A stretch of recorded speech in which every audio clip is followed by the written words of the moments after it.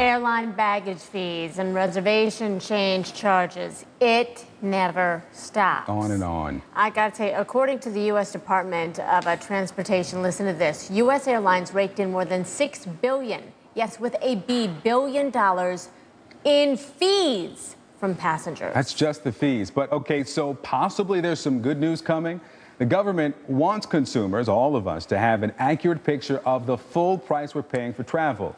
And it's proposed a set of rules demanding changes like more disclosure from third-party sites and airfare search aggregators like Kayak and Google. Mark Murphy joins us now to tell us what is happening here. He's a travel expert and the author of Travel Unscripted. So, Mark, good to have you first. And second, will these changes help anything? Are we going to pay the same thing with just more line items on the bill? Yeah, you're still going to pay more because the whole thing about fees is it's made worldwide airlines $36 billion in the last year. So that's not going away. The challenge for us is when we shop, how do we know the true cost of travel? And that's part of this new rule. They want to be able to show the real cost in these comparison shopping sites. Okay, this really stood out to me.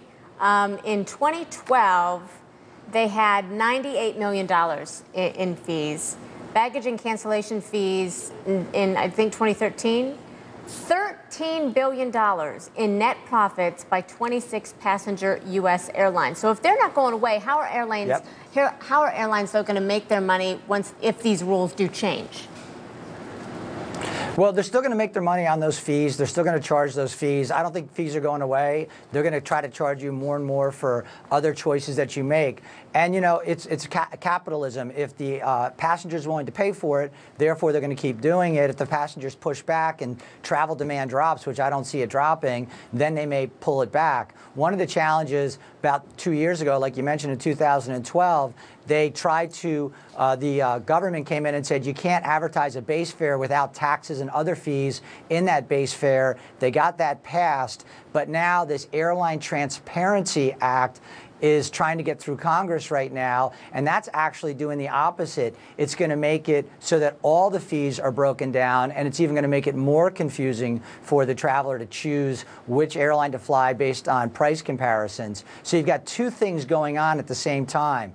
The ability to disclose more fees in the booking process when it comes to baggage and seat selection, and then the airlines don't want that, but they are pushing for the rollback of these bundled fares that included government taxes and other fees. So you've got two interesting things taking place, and in both cases, one's trying to make it easier to shop, the other one's going to make it a lot more difficult to shop. Hey, Mark, some of these airline officials are shouting hypocrisy. They claim that the requirement in this new act allows the government to hide the full extent of its taxation, which it says the airline industry says could run about 20% of the ticket price. That seems high. But do they have a point? Yeah. No. And here's why. I'm not a big fan of getting taxed to death, and I certainly want to know when I'm paying taxes, but that's disingenuous on the airline side.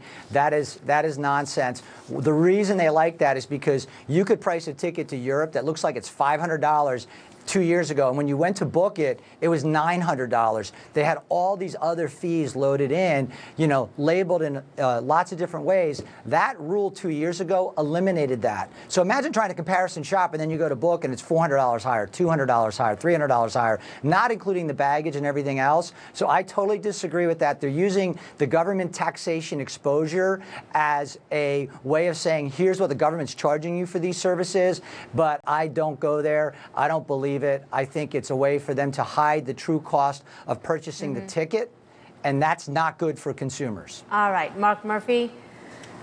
Well, not good news. We're still going to be paying more. Thank you very much, sir. At least we know what we're paying for. You're welcome. Apparently, yes.